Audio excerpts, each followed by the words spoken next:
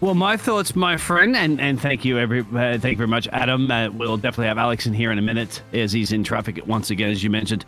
Well, if you go back to 1969, my friend, David, Earl, and Arthur purchased this.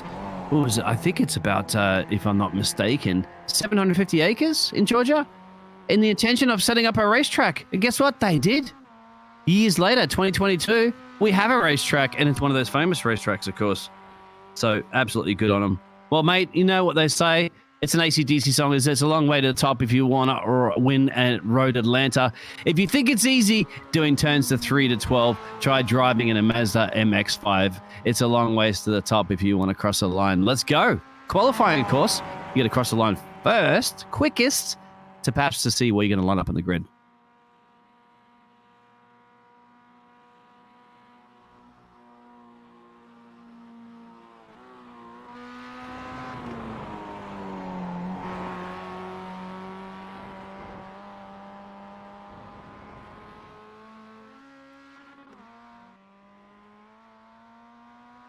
Yeah, what can Glenn, sorry, is he got a trophy on his cabinet as well.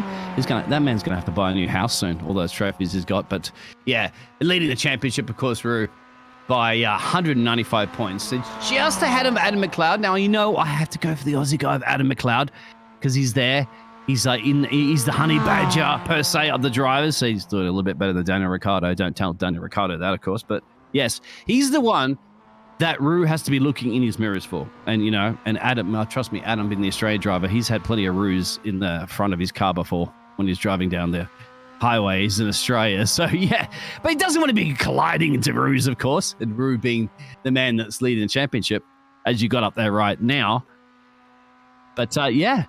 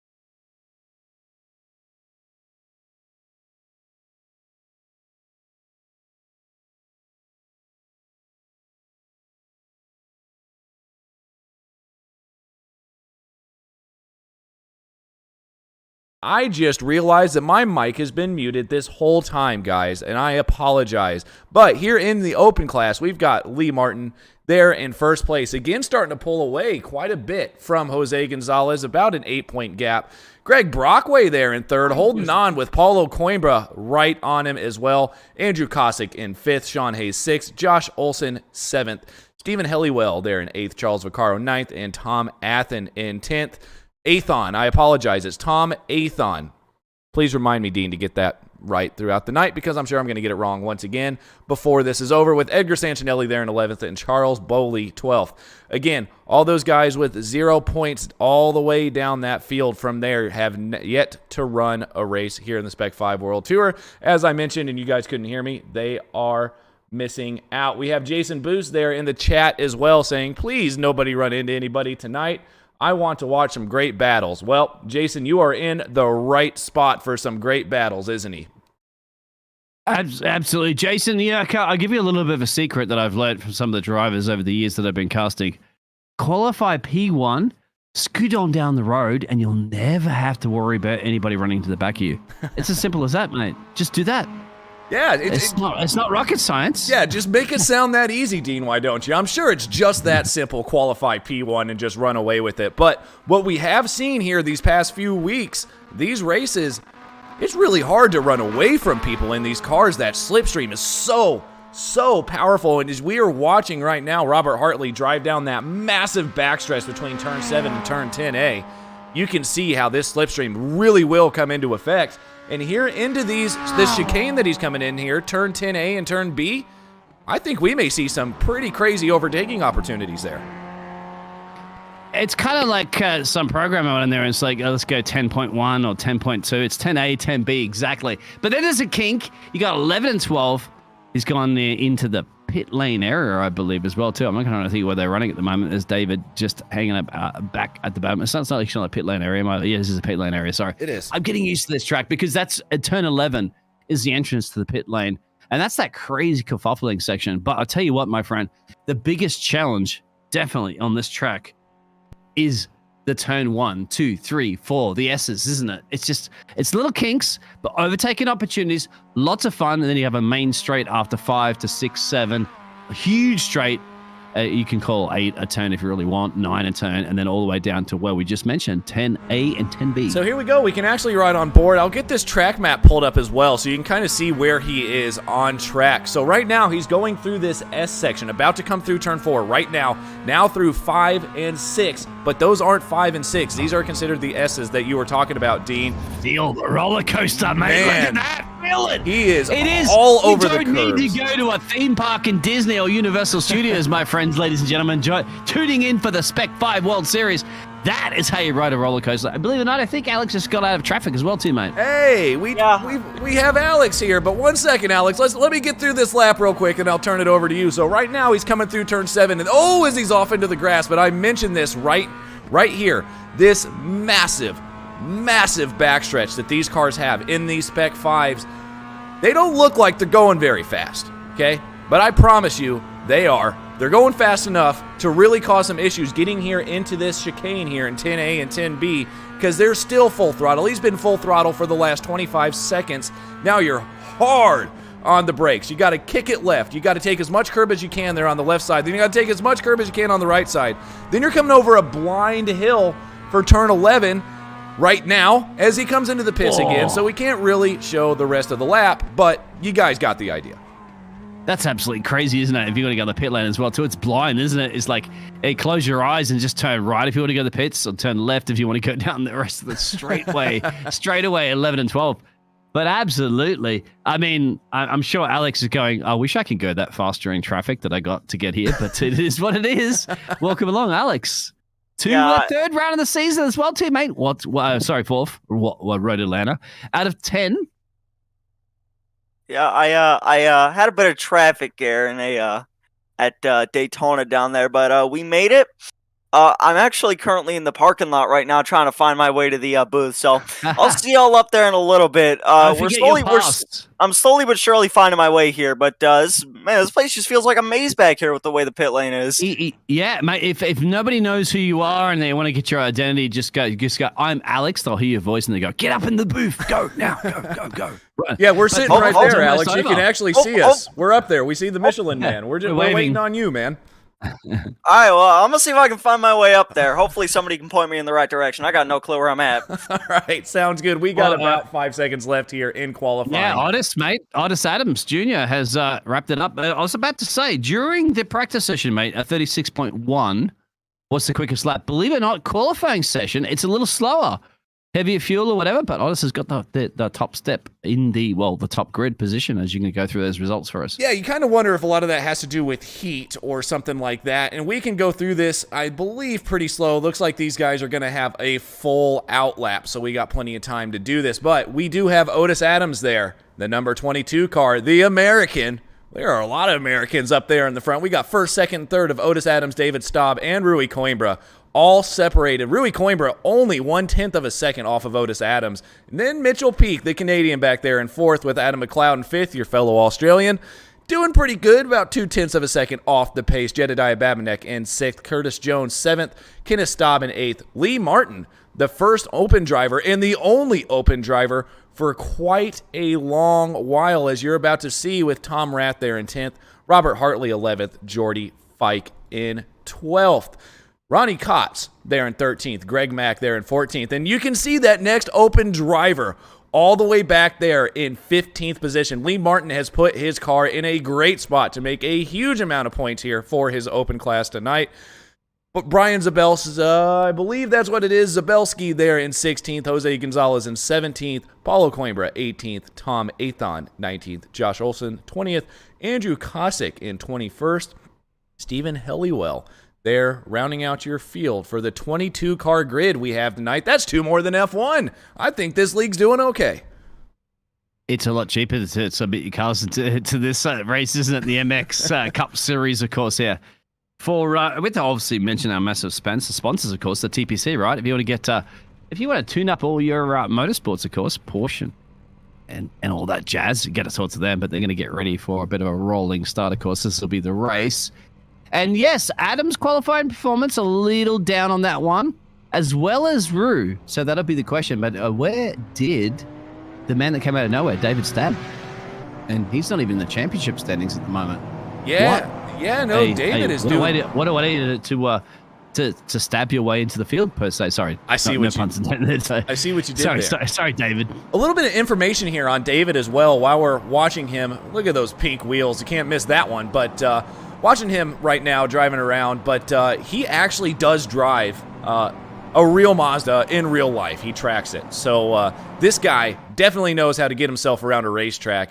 And a lot of those real life experience, I would assume, probably come over into this sim. I wouldn't know because I'm not a real life race car driver, unfortunately, but I think this may be one of the most realistic sims you can get here in iRacing, so I would assume a lot of this does transfer over. Absolutely. That's the new trend, isn't it, right now? You get on the rig, you spend all the money, and the iRacing, of course, you have to invest a lot of money, but it's laser scan tracks, it's a simulator, and you're getting people that's turning from the simulator into the racing car. Now, the only difference, of course, is how physically fit are you, because the G-forces start to hurt, and of course, if you do hit the barrier, that hurts as well. Oh, yeah. And it's expensive, so... I give myself virtual whiplash up here. I mean, sometimes when you hit that wall, you almost jerk just unintentionally. But no, it's definitely a different experience. But it is a really cool experience for some of these guys that really can't get out there and do the real thing. We got a shout out there, Michelle Pike. I think it is there from Jason. Mitchell Peak. Saying that Mitchell Peak, sorry, my apologies, Mitchell Peak. Yeah, he's in P4. He got a quote. He's going to be going to P3. He's currently going to be starting, my friend, in P4. I'm not sure if you got the memo, but yeah. If you're going to think he's at a race win, let's go for that. Oh, it's shaking updated. Oh, it's gone all over the place, but yeah. Let's go for Canada then. Yeah. So we've got a Canadian driver, an Australian driver, and the rest of the field, obviously for the Pro Series, is all from the northern United States of America. Hello? I don't mean to interrupt, but I'm at the door and it's locked. Somebody let him in. Help. The pin code is it's SPEC. All right. Got it? Oh, we're in. All right, we're good. Cool. We're here. Excellent. All right, guys, I'm going to go ahead and turn it over to you. Friend. I'm going to turn it over to you for the race start. All right, have a good one, guys. All right, well, don't mean to barge in, but they're going to come off the last corner. Here's the pace car, dives into the safety of the pit lane. Around the last corner, they come, and the green flag is out, and we are underway for round 4 of the Spec-5 World Tour here at Road Atlanta. Otis Adams Jr. with a great start there on the inside. David Staub holding his own there as they come through turn 1. Rui Coimbra defaults back into third. Mitchell Peak back there as well. Here comes Adam McLeod around the outside. They're still side by side for fourth as they come down into the S's. This is really not what you want to do on lap 1. Take a look back here. That is Kenneth Staub back there in 7th. Chasing Jedediah Babinek right in front of him, I do believe. Already a chaotic but clean start here from the Spec-5 World Tour. Everybody's single file for the most part. There's side-by-side happening back there. Not sure who that is. But so far, everybody doing quite well. Yeah, somebody got a little bit rough off of the back there, but still, yeah, exactly. It's a long race, boys and girls, ladies and gentlemen. So you want to get through the S's. They did file through the S's nice and cleanly. But so far, so good. Only Tom making one position gain. You can see that, and Geordie. But look at that Lee Martin, my friend. I mean, that man dominated the last race, didn't he, in the other class? And at the moment, he's already gained 1, 2, 3, 4, 5, 6 pro drivers. He should be in a pro driving car. Yeah, and he obviously is a very good driver himself. But here they come into 10A and 10B. Otis Adams still maintains the lead. Kenneth Staub not going to go for much there, just trying to bide his time. I would assume. Rui Coimbra still chasing them back there as well. Mitchell Peak behind him as they come to complete the first lap of this race. Pretty tame start, to be honest. Not any... Mate. You got Jediah and the Kafopoli in the moment. That's P6. Look at this around him. You got Curtis, you got Kenneth, you got Adam, you got everybody all around. They're trying to make it easy. Well, not easy overtaking opportunities, of course, but they're trying to make them as quickly as possible. Curtis Jones around the outside here. He's got, I was going to say, Mazdas to deal with, but they're all Mazdas. A 137 car, the 9 up the road. That's Curtis Jones we're watching. That's the white car. Check out behind Curtis. You got Kenneth, you got Tom just down the road, and he's got Jediah up the road in P6. That's where it's all action here on lap 2. Okay, excuse me, I do need to correct myself there. I did say Kenneth Staub was in second. Excuse me, that was David Staub. Same last name, pretty much same car, just got a tad bit confused. That's on me, but take a look at Jedediah Babernek. He has lost a tad bit of time to Adam McLeod in front of him, so we're going to have to see if he can work with Curtis Jones here to try and close that gap here as they come through that back hairpin. Jedediah gets a nice run out there, but Curtis is going to get that slipstream down the back straightaway to help himself out. Take a look at that suspension camera. Now we see Adam McLeod, the last car in the lead pack, and it looks like for now it's a 5-car breakaway. It could be a run front. for the front as well, too, on David. He's getting super, super close to the lead here. Absolutely super close. This could be a run. We'll pull out the track map in a second, but that's 1, 2, 3, 4. Look, that's pink. Pink is the new red, I think, perhaps. Well, don't tell Otis about that. And you know what? I'm not going to lie. Last season, if anybody here was watching for those races, Otis was kind of the person that me and Adam would always root for. And we always meant to accidentally give him a commentator's curse here. But so far, he's doing quite well up front, but he's not losing David Staub or Rui Coimbra back there. And Adam McLeod currently has the fastest lap, actually, with a 1:36.278. I do believe that he just set that. And if I'm not mistaken, I do believe fastest lap is an extra bonus point, which could help these guys tremendously. So you got to think, if they try and go for that extra bonus point, who's going to make the move and when? Well, of course, mate. It's the Thunder from Down Under course. It's Adam, the only Australian driver on the grid at the moment.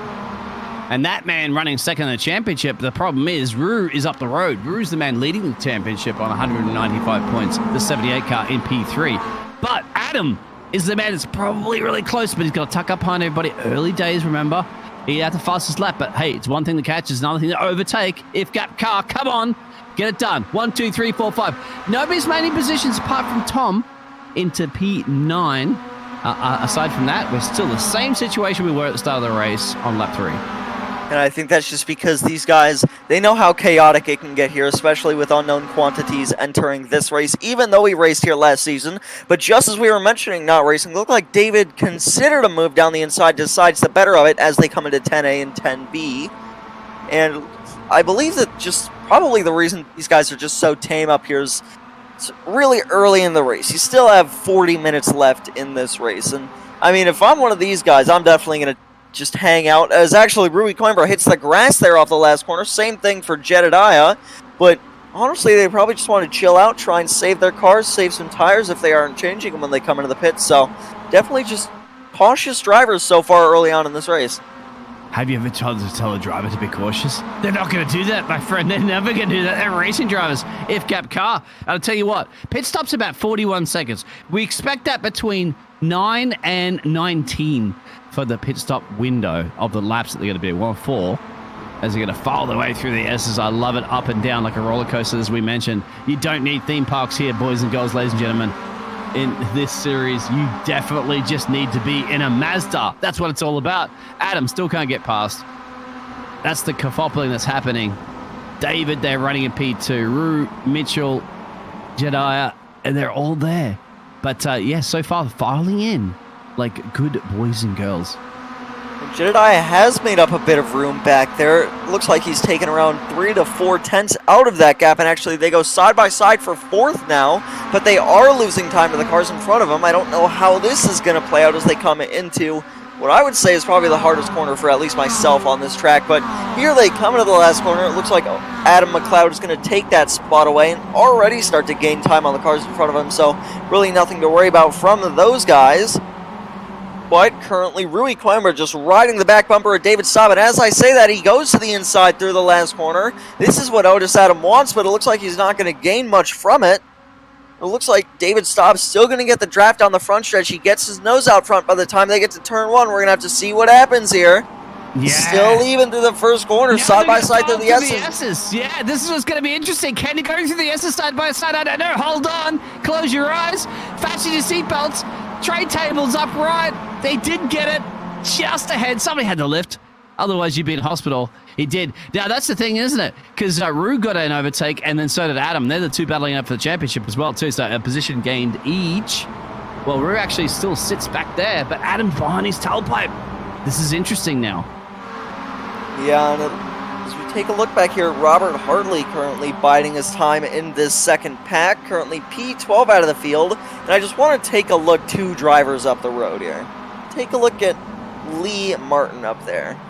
Honestly, not sure why he doesn't have the pro class with how fast this driver is compared to all his open class competitors. A great job already this season. I do believe he has won at least twice for the open class, if I am not mistaken. He's done a great job all season, and he is starting to gain on the car in front of him as we take a look at the championship standings, and he is leading with 172 points, currently 8 points over Jose Gonzalez. Yeah, look at that. He's got about 5 gap in his class alone. The man from California, well, obviously here away from the ocean, isn't he? Like, he needs a little bit of water. He doesn't need water. He needs the hydration, of course. But he did lose 1 place, believe it or not, off the start. But just in a class of his own, for sure, as they'll follow away in lap 6 of a lot of 45, of course, minutes here at the moment. 137s, 136s. Believe it or not, what you're seeing at the back there, where Robert is, where Ronnie is, 12 and 13, they did 136s. The leaders are doing 137s. Yeah, so the time's still pretty even throughout the field, even with some cars towards the back being a little bit slower just off of lap times. So take a look at Greg Mack back here, running in the 16th position right behind Paulo Coimbra. And Paulo is currently 2nd in the open class in this race. I do believe he is 3rd in points, if I'm not mistaken, so he's still doing a great job.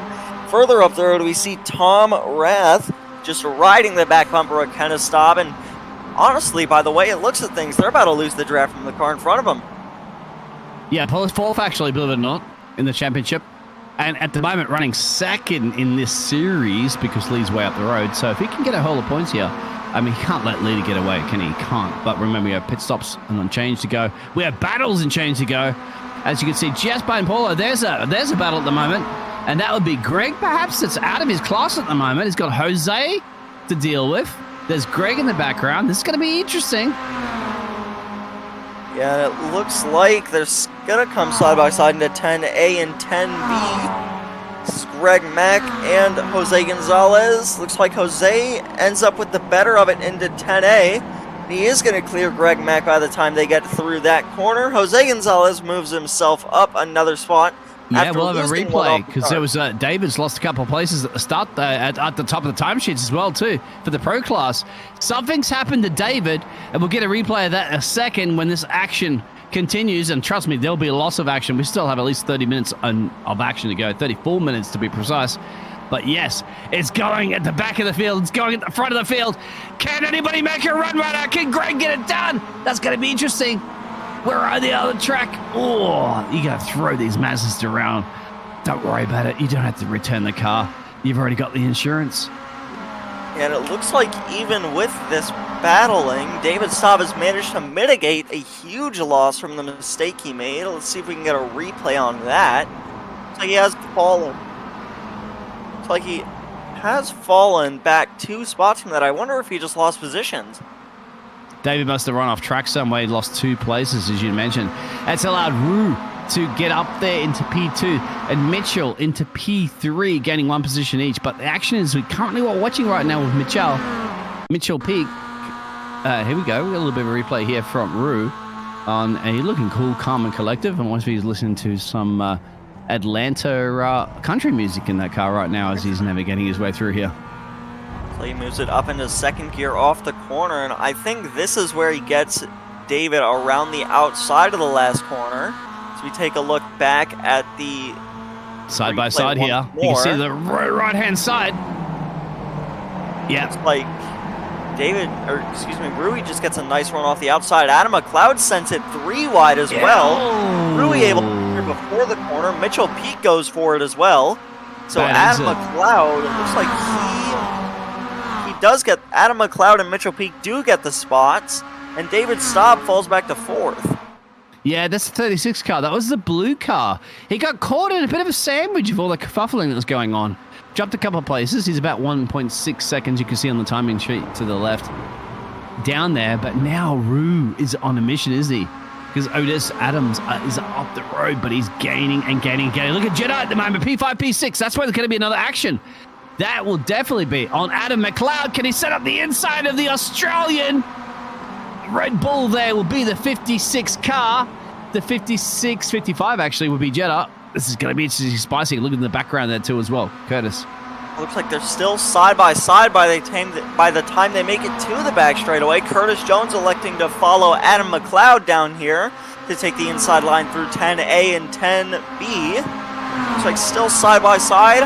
Adam McLeod getting a little bit further ahead in the Jeddah by the time they make it to the corner from the push from Curtis, but they're still side by side. Where are you going to brake? You have to trust the driver ahead of you to brake. He's actually braked a little bit earlier, but he's going to have a good exit speed here right now. Ooh, that was Little bit close. collision. Yep. Looks like Curtis Jones just ever so slightly got to the inside, almost moved Adam there. That probably would have been too good for tempers or They're spirit. still going, my friend. It ain't over yet. Lap 9. Multiple actions up the road as well, too. And there could even be something occurring, but at the moment, this is where the battle is. Adam Jediah, Curtis. He's going to go wide racing lines. Look at this. It's kerfuffling everybody else into here. Tom and Kenneth, they're all here. Even bringing Lee into play in the different class. What a race. And actually back up towards the front, Rui Coimbra has gotten around Otis Adams Jr. for the lead of this race. Let's see if we can get a replay to figure out how that happened as Otis Adams blinks out a little bit there. See, they're coming down the back straightaway into 10A and 10B. Already a very difficult chicane. Rui just moves to the inside to try and make the run. Gets up halfway on him. Looks like Otis lets him by. You think that might be a team thing there with those hashtags? That's a team lift. Yeah, he put up a fight for that one, of course, because Rue's leading the championship. Good teammates. Did he feel like a little bit of a, I don't know, in the Red Bull team, of course, in the Formula One, the Mexican driver, of course. Did he feel like the Mexican driver right now? Well, mate, my friend, you have to win Monaco. Spoiler alert, of course. But here we go. Lap 9. We are on board right now with Tom, looking at the back of Kenneth. Kenneth wants this. He's lost 1 place. Tom's gained 2. And I tell you what, Kenneth wants to gain a couple. Look at this. This is where it becomes difficult, isn't it? Where do you brake? You have to trust in the driver ahead of you. Tom, look at this. Different racing lines. The crowd are cheering. Up into the banking underneath the Fox factory. Don't worry about Fox factory, of course. And Tom Rath actually dives into the pits. This is a part of the pit window. He can make it to the end from here. Looks like Robert Harley follows him in. Bit of an undercut from these two. We'll have to see if it works out. But up towards the front, David Staub has closed the gap to the cars in front of him. It's action. Pit lane. Tom, Robert, they're in. I mentioned this earlier as well. The pit lane time around here is going to cost you, well, about 41 seconds. This is the pit window as well. Well, it's getting close, so it's not really 9 to 19 will be your pit window. So get it over and done with. 45-minute race, 15 minutes in. If you're on traffic and you're stuck and you can't make any overtakes, I suggest to get the pit window in the box and see how that pans out for you. Get the times in. But currently at the moment, yeah, Rue leading there from Odessa. Mitchell and David running in P4 that we're watching on board right now from the Texas. We all know everything's bigger and better in Texas, Mr. David. Well, prove it here. Yep, go ahead. Sorry, it looks like David has definitely closed that gap to the cars in front of him. It was about maybe 1.5 seconds last time I checked. So David, he's very fast here. He knows what he's doing, definitely. It's just a matter of if him and Mitchell can get up to these 2 cars in front of him, especially by the time the race ends. We're already through 1/3 of this into minute 16 out of 45. So it's all just going to matter of who can be consistent here. And honestly, David Staub is my bet to take that crown. But it looks like the Not Team cars are coming into the pits, both Rui and Otis diving into the pit lane on lap 10, coming to 11 of this race.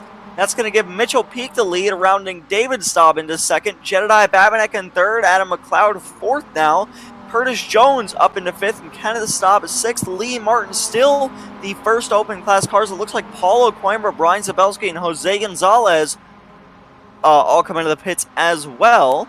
Andrew Kosek and Tom Athan, I do believe, also came into the pits. But Mitchell I thought Peak there was going to be a leader. double stack for the team, but of course they had their own pit boxes. But we can see this battle as they go through the S's right now. Mitchell Peak, the man leading this race right now, has got David behind him, Jedediah. Adam. Oh! No! Adam! Adam's collided. Who else is involved? Geordie, I think? Wow. Looks like that was Curtis Jones there. Adam McLeod and Jedediah Babinek, all three of them, as they rounded the last part of the S's. And that's... I wonder what happened there. Let's see if we can get a replay on that. Just switched cameras, and suddenly three cars were off track just making contact. So, not sure what happened there. They're coming through the S's now. Jedediah leading over Adam as they come through the center part. Don't really need to turn much here with the car. And he's lost it. I'm not sure. I'm not sure what happened there. I think it might. I think it might be and lost. then Adam, look at this. He lost the rear end. Watch this. He lost the rear end going through the S's. We And get a Adam's replay on so the close. That's the 73 car. Watch this. He lost it himself, and Adam had nowhere to go, of course, and nobody else behind him has anywhere to go. And there's no contact. See, there's a loss there. Yeah, he lost it. Looks like Jedediah Babinek just maybe got the rears too hot and just lost it coming to the final corner of the S's. And Adam McLeod nowhere to go. And slows them down, but overall it could have been worse for Adam McLeod and Curtis Jones, with Jedediah Babinek definitely getting the worst of that. That's just unfortunate. It looks like he's in the pits and he's done for the day. But Adam McLeod and Curtis Jones pit. That moves Greg Brockway up into 6th and Josh Olson up into 7th here. And now these three open cars are all with each other, but that 9-second gap to Lee Martin, I don't know if Greg Brockway can do anything about that unless he gets a good performance on pit road. It ain't over, my friend, till the checkered flag. We're 18 minutes and change here. I would not ever give up. I've seen races turn up into things that you never even imagine. Yes, it's unfortunate, isn't it? But that's the thing. When you're following at this level of entertainment here in the Spec-5 series, you got to bump draft. And when you bump draft, unfortunately, what happens if somebody goes off ahead of you, you're also a passenger in that one, so the Uber rating drops dramatically. But we're watching the battle right now between David. He and Kenneth go back at the moment. Of course, Geordie there. He's got Lee behind him. And just Greg down the road here. But actually, you know what? He doesn't want him behind him anymore. Can he make a run? It's going to be close by the time they get to 10A and 10B. Honestly, preferred to be on the inside here, and it prevails that time with Jordy Fike making the move around Kenneth Staub into 10A and 10B. We're going to see if Kenneth has anything to say about that, but first we'll have to see if any of them dive down into pit road. Looks like all three of them stay out to round the last corner at speed. Gotta get busy at pit road, of course, because that's it. You gotta get in and out, get your boots done. This is the pit stop window right now. Here, for believe it or not, the 4th round of the series, we have 6 to go. So I don't think anybody can afford right now to get anything away, run away from anybody else. Man running in P8, taking his pit stop. Everybody else ahead of him has not taken a pit stop yet. Yeah, and that's just what it's going to come down to, really. We have to see where... Looks like Rui made up just 2 seconds, just straight up on Otis Adams Jr. when they came through pit road. Just take a look at Tom Rathback here. I wonder if anything happened to him. Remember, he was up front and he was doing well. He wasn't involved in that incident between Babinek, Adam McLeod, and Curtis Jones. Just wonder what happened here. He's running back here in 21st, 11 spots away from where he originally qualified. A pit lane violation perhaps might have occurred in that one. Because remember, you have to actually slow down so you don't kill your race engineers. Right now, Mitchell.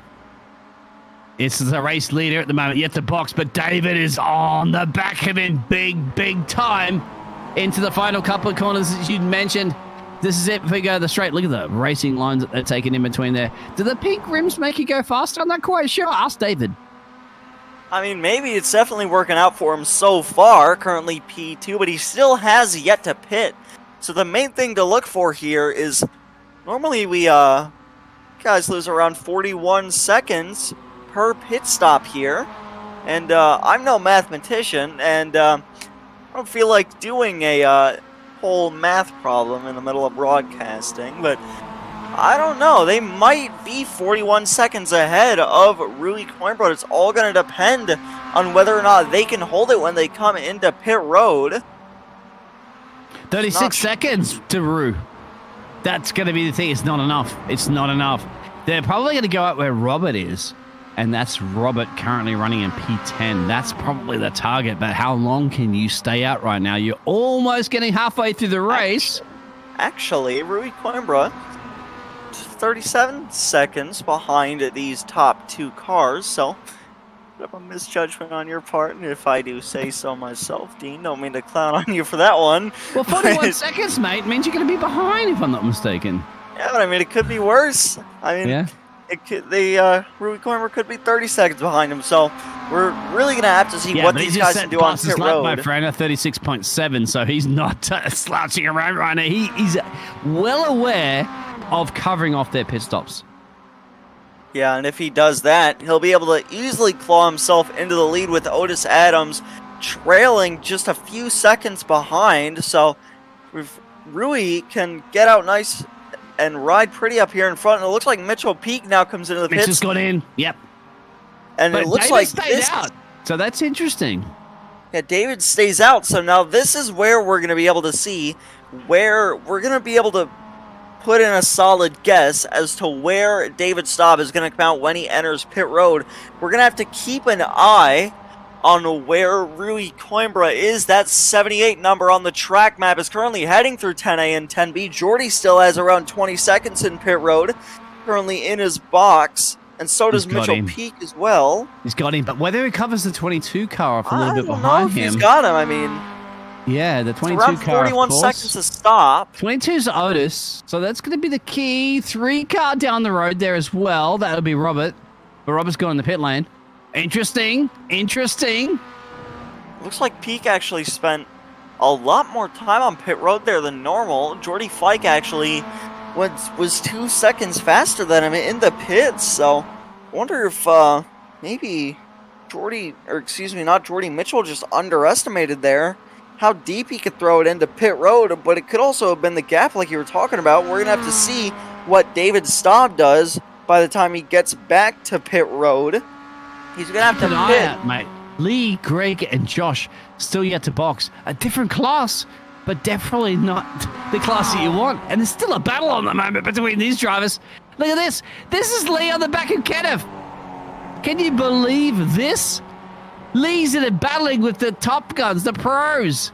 He's actually, I don't need a wingman right now. I've got everybody right. I have. I don't mean to interrupt you, but David Staub has entered the pit lane, which is going to break up the Staub 1-2 here at Road Atlanta, and now this is where it really all comes down to. We have to see where Rui Coimbra is on track. You can see him. He's probably breaking into 10A and 10B right now. Currently coming through those corners. Staub's still in his pit stall. You lose about 45 seconds to stop here, judging off of what happened to Mitchell Peak read down the main straight right now. Keep an eye on the 36 dot, I think it is. On the he's got him for sure. Look at this. He's going to be putting his hand out the window there and going bye bye. He's got his teammate behind him as well too. He'd be like texting him right now, going Instagram, take a selfie, boop boop. Take a selfie of you in the pit lane, my friend. There it is, unfortunately. Yeah, but hey, it's called motor racing. 16 laps down. Yeah, but it also looks like Otis Adams is closing the gap there to his teammate, and those are the provisional leaders. So we really have to see here what's going to happen when those 4 cars up there come in ahead of Rui Coimbra, and if Otis Adams can close the gap. Lee wants to show you don't need to be in the red striped cars, aka red striped division. He's going to send it right now. Fully send. This is commitment. He's going to back off and try the undercut here. Oh, he's got it done already. What a maneuver. Yeah. Lee. Does Lee even know? Did he get the memo that you have to take your tires? Yes, he doesn't. I don't think he even cares. He's just throwing that car around. I would reckon that he's probably a great driver on old tires if he's willing to push them that early in this race. We still have just under 20 minutes to go, which is definitely a lot of time for these guys to make up ground and challenge each other. Kind of It's stop California there. dreaming, my friend Lee. California dreaming. How about Adam? Exactly. Let's have a look. Bound P13 at the moment. Now, he's got some fresh boots, but he's got Curtis up the road. And you got to remember, too, Curtis has already taken his pit stop as well. So everybody's taking the pit stop apart from the top 4 drivers. And we all know it's a 41-second, give or take. Actually, I'm getting reports that it's a 47-second pit stop. So you do the math on that one. And to give you an indication, if you want to go 40 seconds and down the road, well, I can't even do my math on that one. But look at this right now. Adam, Curtis, riding up the road, and Paulo. Yeah, 4 positions gained, of course, there too, in P14. Yeah, and these guys all doing a pretty good job up here for the carts they've been dealt. Adam McLeod just following Curtis Jones. Curtis trying to make up ground on Ronnie Kotz there, but Jordy Fike leading. And if you take a look at the pit stop lap times, we know the top 4 have stayed out, but Otis Adams and Rui Coimbra pitted together. They pitted quite early. Robert Hartley pitted a bit earlier than them. But if you look at where Mitchell Peak came into the pits, that is around 21 minutes into this race. Actually, no, excuse me. That is the pit stop time, not the minute that they came in. So Coimbra, I would reckon that he probably took less fuel than these other guys if he was 2 seconds faster than him. He got a short change, and Lee's in the pit lane finally. Finally, he's in the pit lane. And we know Lee obviously is just dominating, isn't he, that class at the moment that he could possibly do. He's just running away with that one. But how is he going to handle it off? You got Josh just going to go into the pit lane. Yes, they all go in the pit lane. They've all followed each other. Good boys and girls. But let's see how that pans out, of course. Kenneth still stays out. Kenneth still has not visited the pit lane. He doesn't even worry about his pit lane. His girlfriend's there. She's got champagne and flowers and milk and everything ready for him. But Kenneth says, no, I'm not interested. I'm calm. I'm continuing. Yeah, Kenneth Stobbs still stays out. I would reckon it might be for laps led, which I'm not sure, but could give you bonus points potentially for leading laps. I know in most leagues it does happen on iRacing. So Kenneth breaking into this, I wouldn't really call it a hairpin. It's more like 2 90-degree corners that just look like a hairpin on a track map. Well, but down the long back right now, mate. This is 8. Look at that. Kink 8. That's it. That's a corner.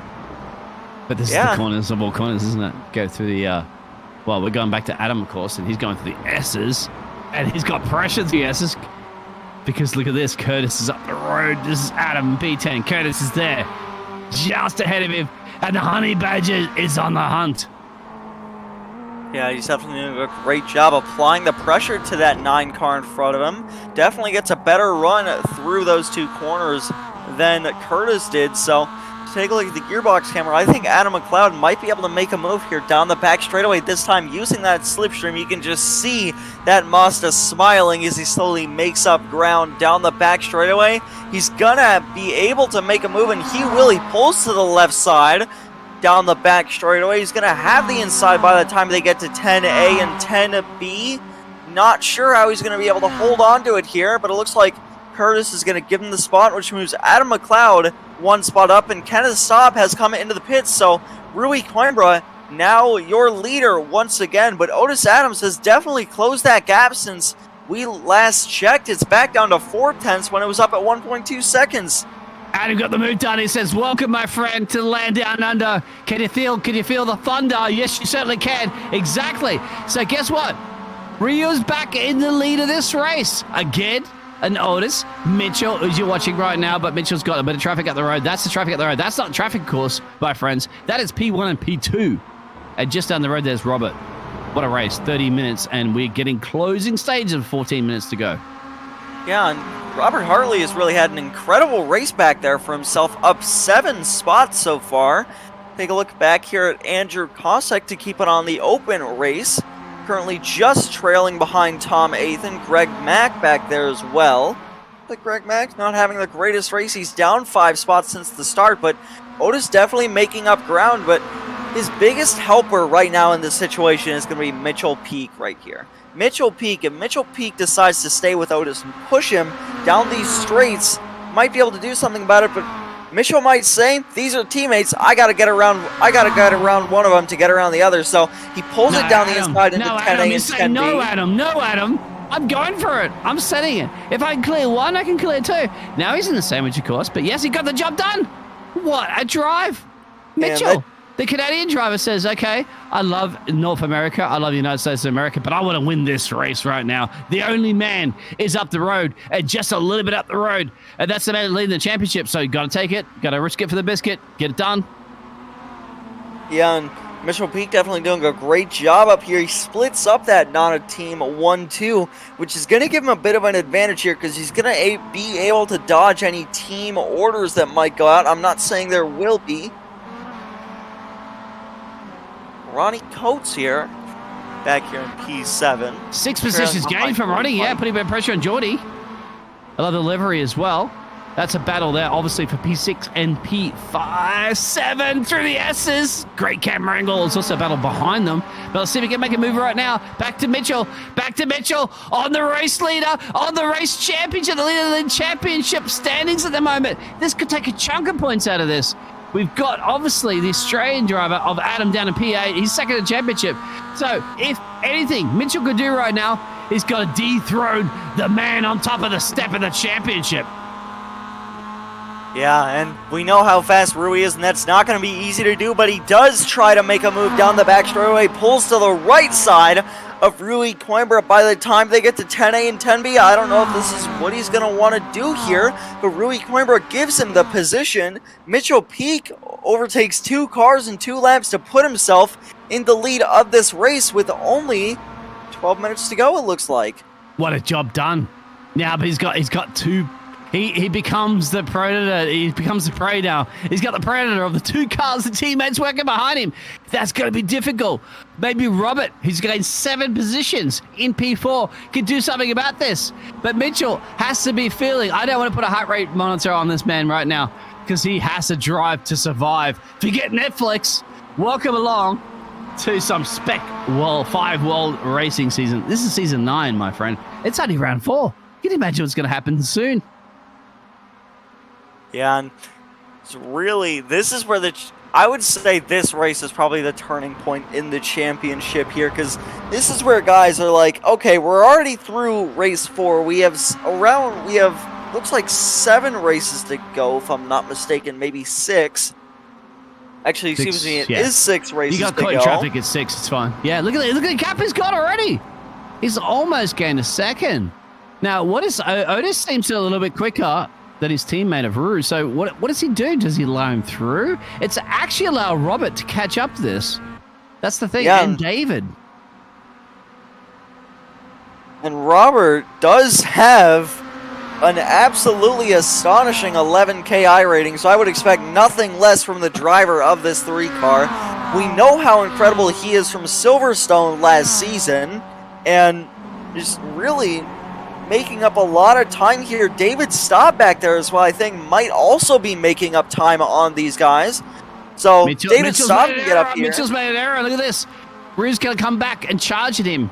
You cannot make an error when the current driver's champion, well, current driver's leader is going to make a run down the main straight. It's going to be interesting here. Look in the background, make one mistake, and I guarantee you right now, Robert, as you mentioned, 7 positions gained. He's just on the hunt. He can see those 3 drivers ahead and say, guys, you can kerfuffle all you want. And that lap time difference just shows it all, gaining ever since lap 19 over 0.5 of a second. That's a second and a half gained just over the course of 3 laps. So just really goes to show you how incredible this driver really is. But the thing is, he has 2 cars in front of him before he can get to the leader. You think he might be able to get around him, even with that speed? He's waiting his time, my friend. We have a little bit of time, of course. 9 minutes of change to go now for the rest of the race.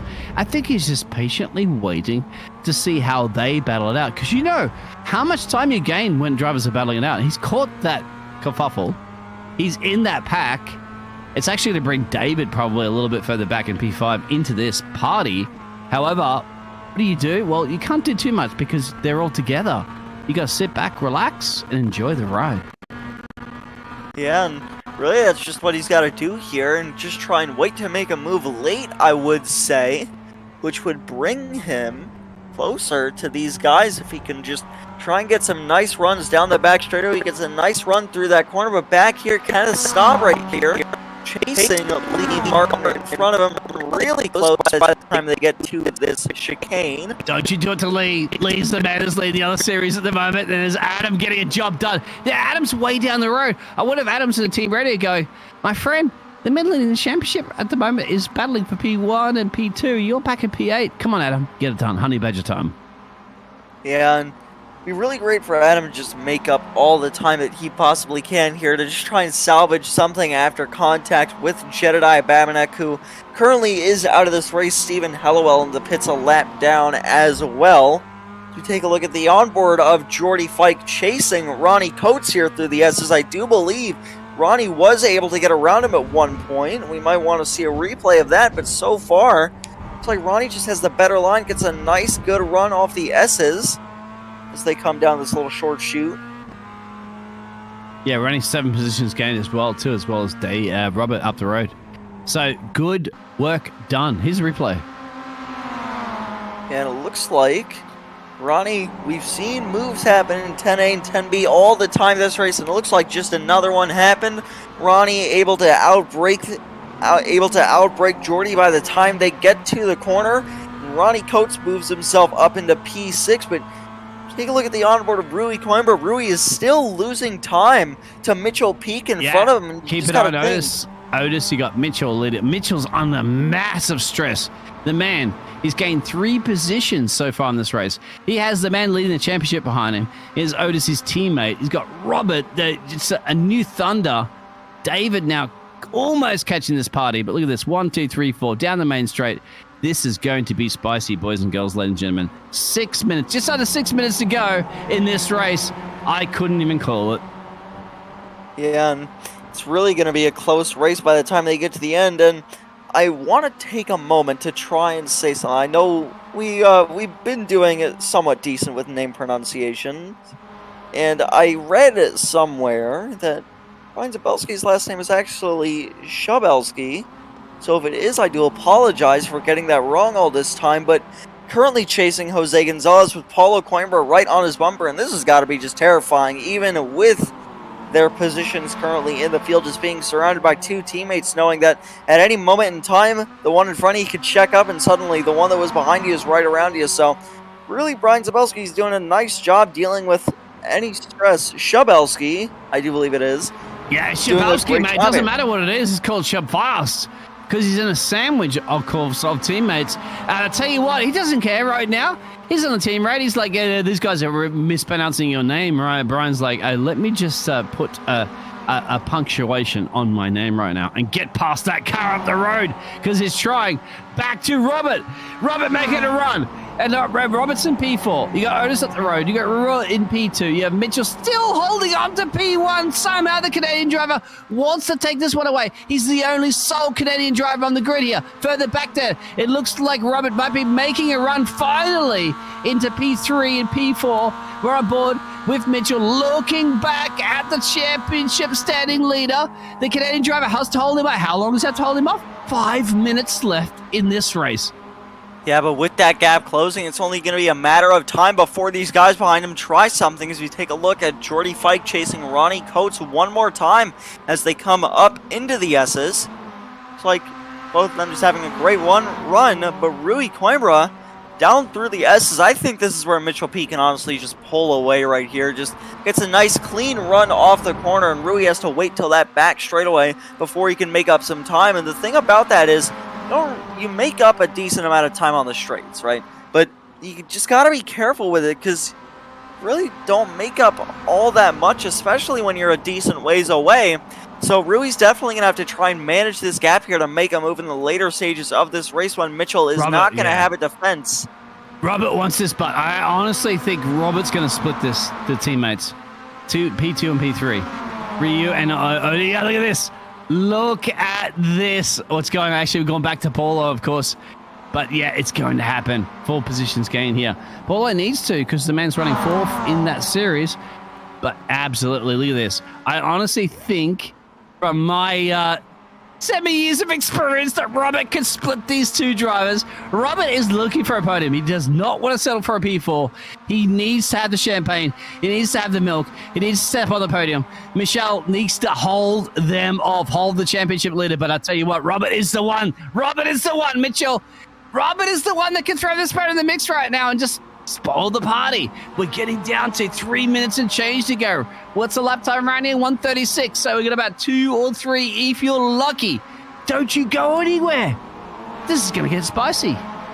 Yeah, and just really going to get interesting towards the end of this race. Rui Coimbra definitely doing better so far in the S's, but I think right there he just doesn't get a good enough line through that part of it. He's able to manage that gap, though, pretty well by the time they get out of the S's and into this little short shoot. You know what? I'm going to call it a short shoot. It's easy.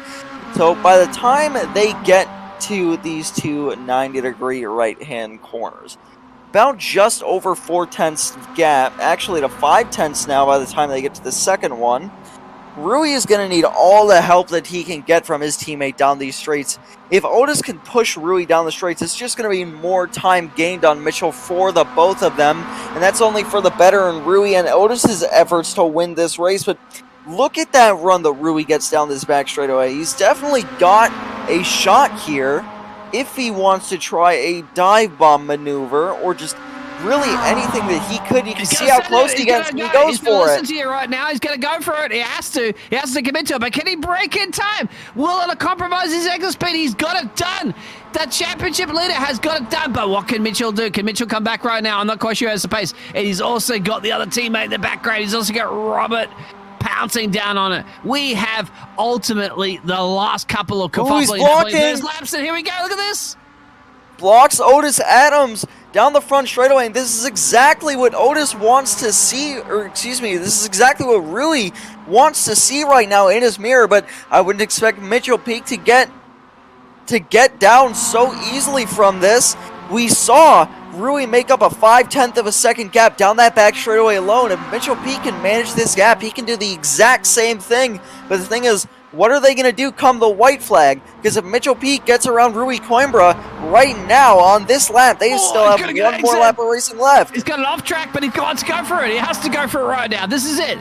Mitchell on board with it. The Canadian driver. He's been leading a lot of this race. He's trying to lead the championship. He's been smooth, calm, and collective. The Iceman, Mr. Mitchell. Now he's going to try to bring it to Rui. He's putting pressure on Rui. He's been putting opposite. Now the predator becomes the prey. And this is it. Mitchell, you've got to get it done. You're running out of time. You don't want to lose that P1 position. Canada on top of the step. Don't let this man do it again, or will Ryu get another victory? And it looks like he has a pretty good run this lap, but you gotta think he still has another lap to get it done. But he goes to the outside, entering 10A and 10B. Not sure what he's gonna have to do here to hold on to this. They're still side by side through 10B, and Mitchell Peak takes the lead right back, and Rui Coimbra gets onto the grass a little bit. Otis Adams takes advantage of it to move to the inside. Robert Hartley may follow. Here he does. And Rui Coimbra back to P4 now. Robert can get this. I knew Robert was sitting back there. He's bounced one of them. He's got one of them. And Robert can get a second here. Mitchell's got to hold off right now because I honestly think right now, there it is. Robert's going to get up in the P2 perhaps if he can hold it side by side. This is spicy. We're down to the final seconds of this race. There was a bit of netcode contact there. You could see the body of Otis's car shaking there, and that's only going to hurt them as they try to chase down Otis Adams Jr. here. Out of the S's, they come for the final time here in the Spec-5 World Tour. We're going to have to see what Robert can do. Honestly, in Robert's position, it might be in his best interest to try and push Otis down this back straightaway just to make up as much time as possible. He wants oats for breakfast. He wants Otis's for breakfast, of course. He's running out of time, but this is the straight. Can he get a good exit? He'll get the slipstream. He's got to remember, too, he's got the championship leader behind him, so he might be under pressure. He's looking forward. He's looking backwards. He's looking everywhere. But I tell you what, Mitchell's looking happy right now, going, you guys do whatever you need to do because I could be the man that wins this race. Yeah, you can just see the Mazda of Mitchell Peak smiling as he breaks into the final chicane for the final time, but they're 3 wide for second by the time they get to the corner. This is going to get hairy. Ooh, they make contact. Coimbra's off. Coimbra's in the grass. What is going on at the moment? It's going to allow Robert Spencer Mitchell has won the race. Mitchell, the Canadian driver, held off the champion of the series and says, job done. Lick the stamp and send it. And that ends up with Otis Adams, P2, Robert Hartley, P3, Rui Coimbra lost 3 spots in the final 3 laps. Ends up P4, David stopped 5th after a good effort all race. Ronnie Coates 6th, Jordy Fike 7th, Curtis Jones 8th, Adam McLeod 9th, and Lee Martin once again wins in the open class down there in P10, beating 2 pro drivers in Kenneth Staub and Brian Schabelsky. Jose Gonzalez comes across the line, P13. Paulo Coimbra, P14. Greg Brockway rounds out the field in 15th. Josh Olson, 16th. Tom Athan, 17th. Greg Mack, 18th. Andrew Kosick, 19th. Tom Rath rounds out the top 20. Just coming across the line now. Rounding that last corner to finish, P20. Which is going to put Stephen Hallowell in P21st, and Jedediah Babinek, after an incident earlier in the race, ends up P22. What a race. Lee Martin as well, proving what Lee Martin's done in P10. He's got Jose second in the championship as well, too, finishing up in the division. But, well, Michelle, absolutely brilliant.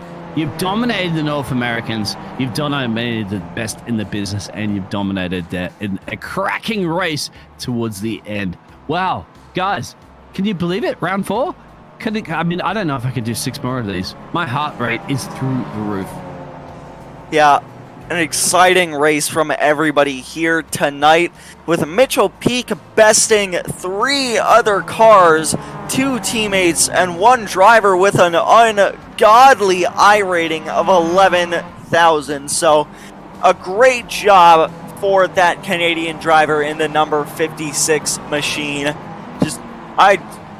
This is probably going to go up there as one of my most favorite races from these guys. It was absolutely amazing for these guys. It was just absolutely fantastic. I would like my microphone signed by every one of the drivers here this evening, because that was brilliant. If there's enough space on my microphone, come up to the casting box and sign everything you need to sign. This is brilliant. This is a Spec-5 series. And it looks like everybody messing around post-race with Jose Gonzalez, just full throttling Mitchell Peak after the yellow. Or excuse me, that was Brian Schabelsky. Mitchell Peak, Jordy Fike backs up into Jose Gonzalez and flips him over. So these guys just messing with each other post-race. A great community of people. And if you would like to race alongside him, as we actually see one of the Staubs upside down there. That was David just chilling on his roof outside of 10B. Here comes Jordy. He's backing up the hill. It's like he's almost loops it around. He's coming back down the hill here, maybe trying to help his competitors out of the grass. There it is. You don't need tractors around here, my friends. And they're making contact back there. They're making contact back there for 7th place. You break it, you pay for it, my friend. Remember that. It's coming out of your salary, of course. And don't forget, it's not coming out of the East Coast Porsche Maintenance. So that's the TPC, of course, one of our sponsors. Turbo Performance Center is where you need to be at, isn't it? Do you want to tweak those cars a little bit, my friend? What do you need? What do you need?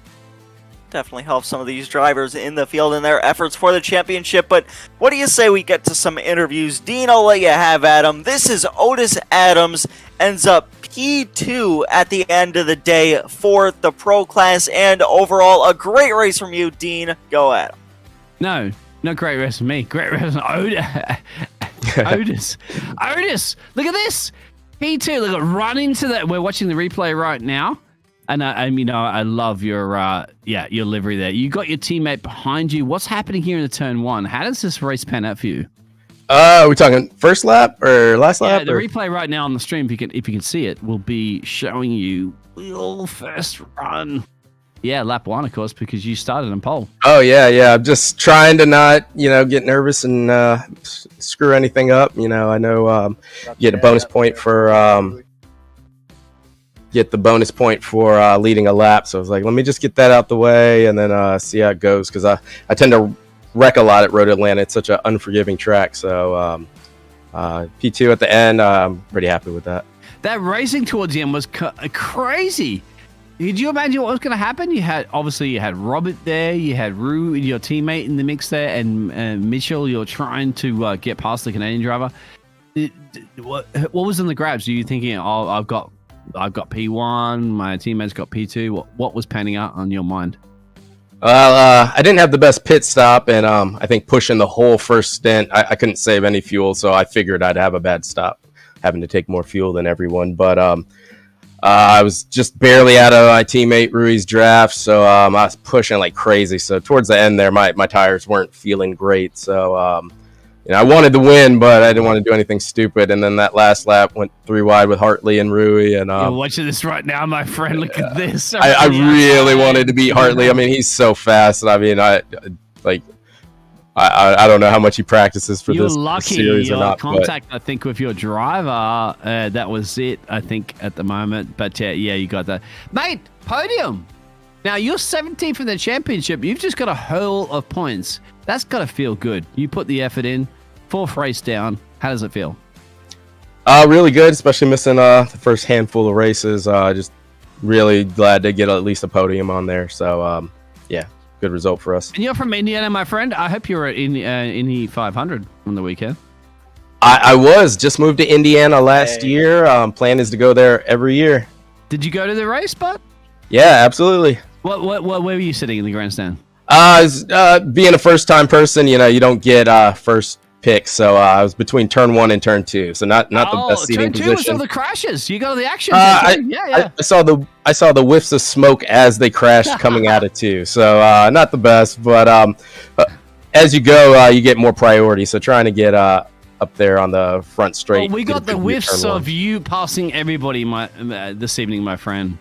Otis, if I'm pronouncing that one correctly, or I mean Otis, I'll tell you that. But yeah, congratulations, my friend. You've done it, and this feels good, doesn't it, to be on the podium?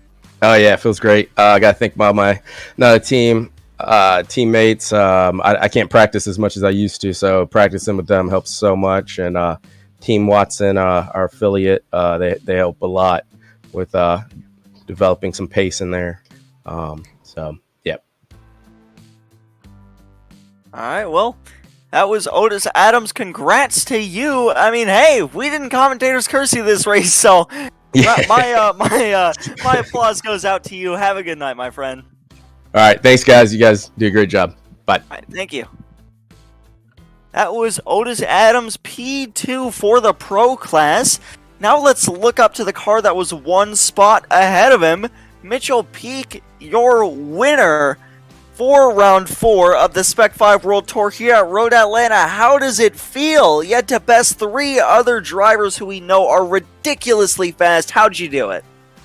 I have no idea, to be honest with you. I didn't have a teammate up in the battle.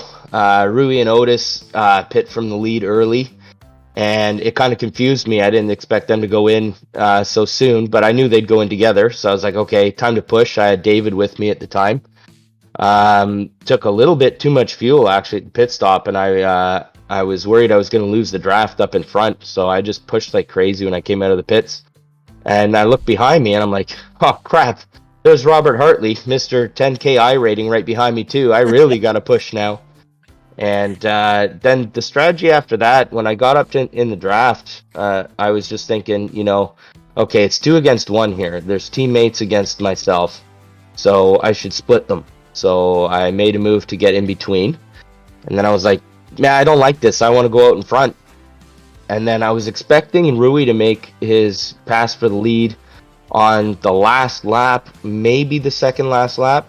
He did it with 2 to go, and I was surprised. It's like, man, what am I going to do here? So I made the decision that I was going to go for the lead at the penultimate lap and try to win it from the front.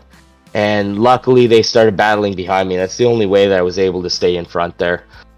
So, man, crazy race. Unbelievable racing from all the guys up in the front. And I think I need to change my shirt. I'm sweating. Yeah, Mitchell, I was about to say, I'm going to send my maid over there to do your washing because it's soaked in sweat. Absolutely fantastic drive. And not just a fantastic drive. You had the guns, the teammates, the gladiators battling it up behind you, and you lost that place late into the last couple of dying laps of the race. You fought your way back. I know. I felt the Commonwealth spirit, my friend. You know, I'm from Australia. You know, Commonwealth. You know, hey. But yeah, you did it, my friend. You did it. You bring it. And I trust me. I was absolutely hyped to see you do that because, you know, we all love Rue. I mean, he's winning this championship at the moment, but to see a Canadian on the top step is brilliant, my friend. Mitchell, yes, I will do your washing any day of the week. Yeah. Job done. Mitchell, I want to say one thing as well. We've got Jason Boos in here. He's been in the chat the whole race. And mentioned you had a bit of a squishy brake pedal tonight. So, is he talking about my brake pedal? I think he's talking a little bit of crap back there, but squishy brake pedal or not, man, you made it. All right, so shout out to Jason Bossy. I think he's my only iRacing fan, but I'll take having one fan over 0 fans.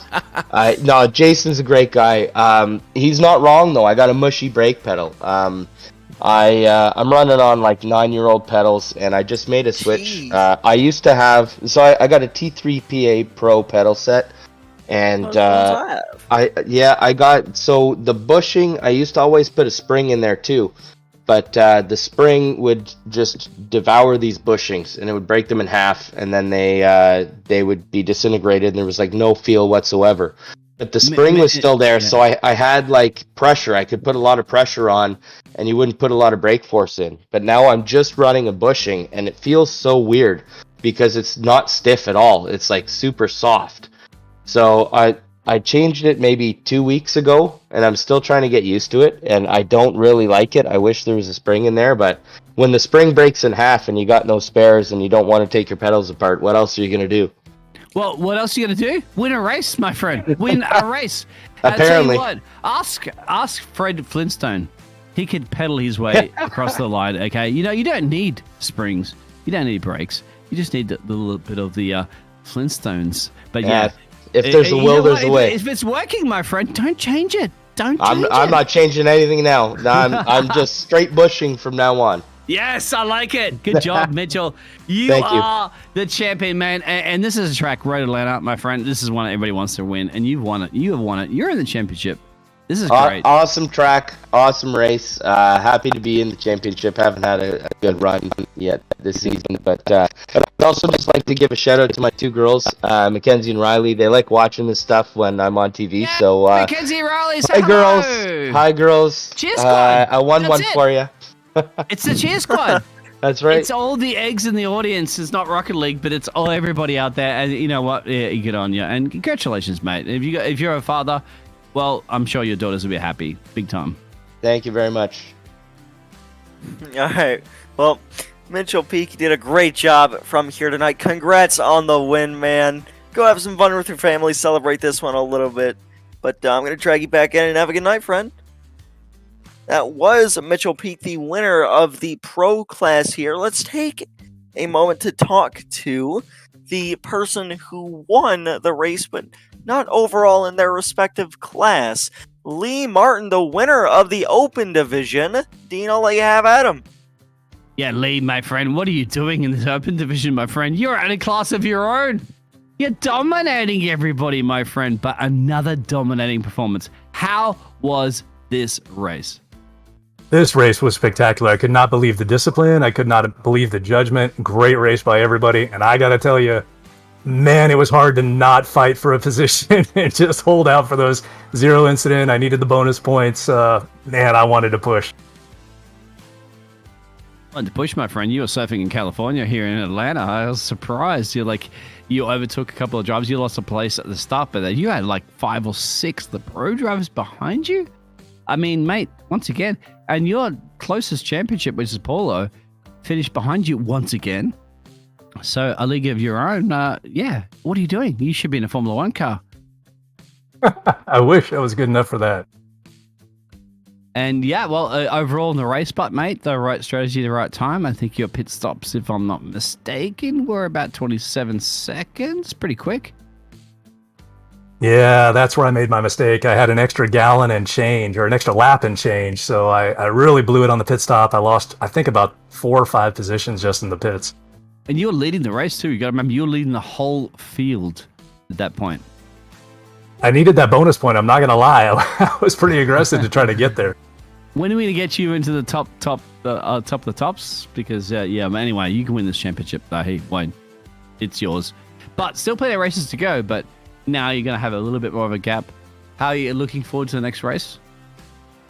Oh, absolutely. The opportunity to get a little time in with these guys. I don't know if you know the practice races and everything that they put together.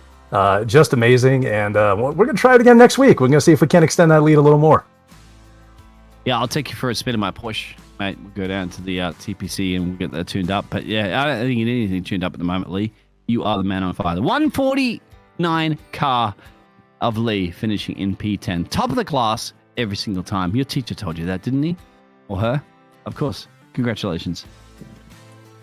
Thanks, guys. Appreciate it. And thank you. I missed thanking you guys last time for the broadcast. These are amazing. You guys do a great job, and thank you. Yeah, I'm coming to visit your home in California when I go surfing. Thank you, Lee. All right. Well, have a good night, Lee. It's been great talking to you. Congrats on the win. Thanks, guys. That was Lee Martin, your winner for the Open class, but want to take a look now towards the driver that was behind him in class, besting just one other Open driver on the podium, and that is Jose Gonzalez here. How you doing? I'm doing good. How are you? Yeah. I mean, finished P2 for the Gracias, Open Jose. Mucho.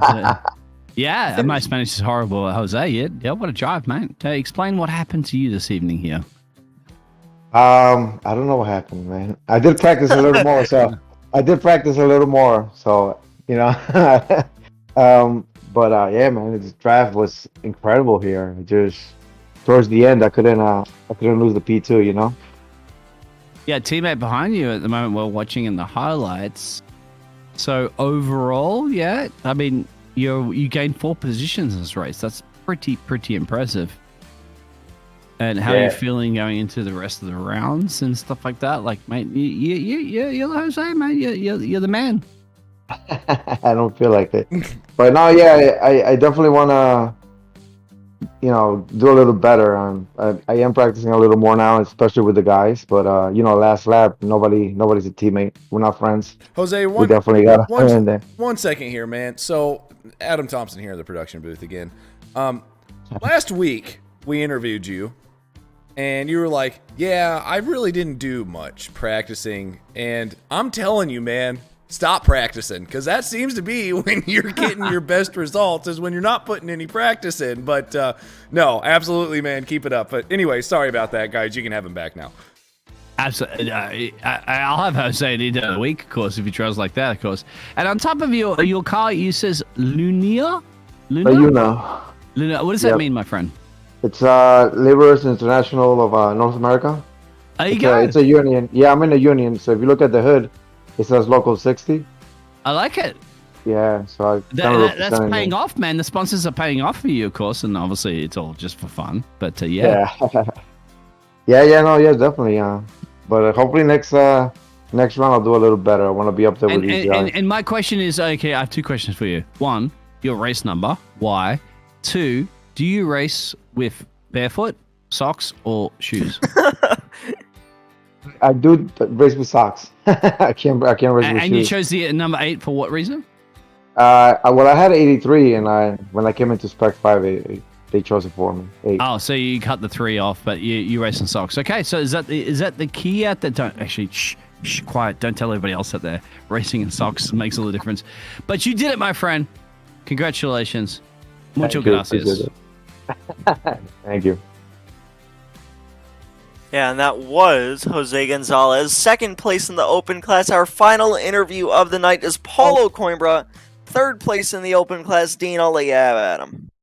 You weren't me throwing everybody at the moment. I'm really trying to get. I've got his autograph. Okay, it's done. I'm selling it at eBay. I'm retiring right now. But yeah, what a drive, mate. How do you feel? I don't think my mic is working. It's working. We got you, Paulo. My friend. You. It's working. Can you guys hear me at all? Yeah, we got you. It's working +4. You've gained 4 positions, Apollo. You finished in 14th, but 4 gain is a gain, my friend. I don't think he can hear us. Sounds like Paulo may be having some technical difficulties. I will drag him back up into the interview waiting room, see if he can get it working. I'll go ahead and send him a message. and see if we can get him back in here. But why don't we do... We can talk about our sponsors, of course. You absolutely can. TPC Motorsports.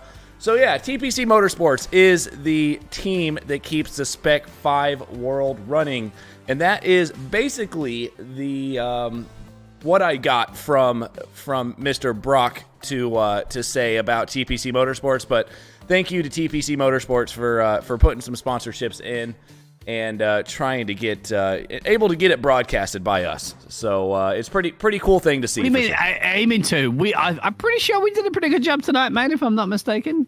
Yeah. You guys out there agree? Thumbs up. I think you guys did okay. I was really kind of sitting here in the back just laughing at some of your corny jokes, to be honest with you. But no, you did pretty good.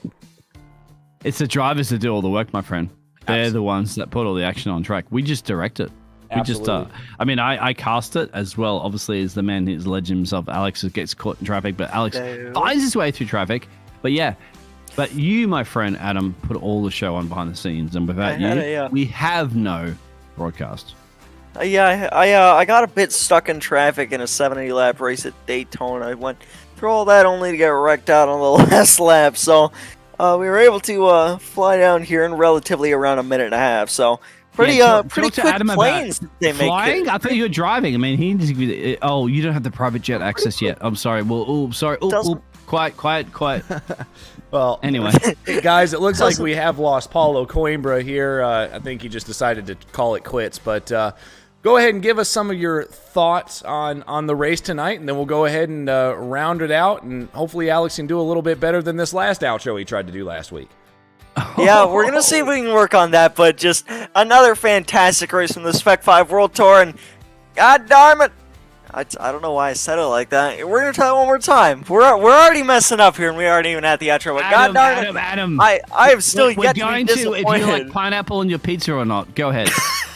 I'm not even going there. I am still yet to be disappointed with the Spec-5 World Tour race. Just, again, everything you can want out of a race. A great job from everybody all around, just keeping it clean, but still keeping the racing on level 10. Dean, how about you? Pineapple in your pizza. Let's go to Italy. It's going to be the 6th or the 9th, of course. I mean, well, you are on the world, of course, but it's going to be the 9th. Same time, same network, same place, same pizza, same pizza. Tune in. Alright, well, now we're going to give this outro a shot. I know I definitely stumbled over it. It took me maybe 3 or 4 times last week, but this has been Slow Motion Broadcasting's coverage of the Spec-5 World Tour from Road Atlanta. My name is Alex Andersen. I have been joined in the booth by the always magnificent Dean Biggles and Adam Thompson running cameras in the background. And with that, I hope all of you have a fantastic night, and we'll see you next week.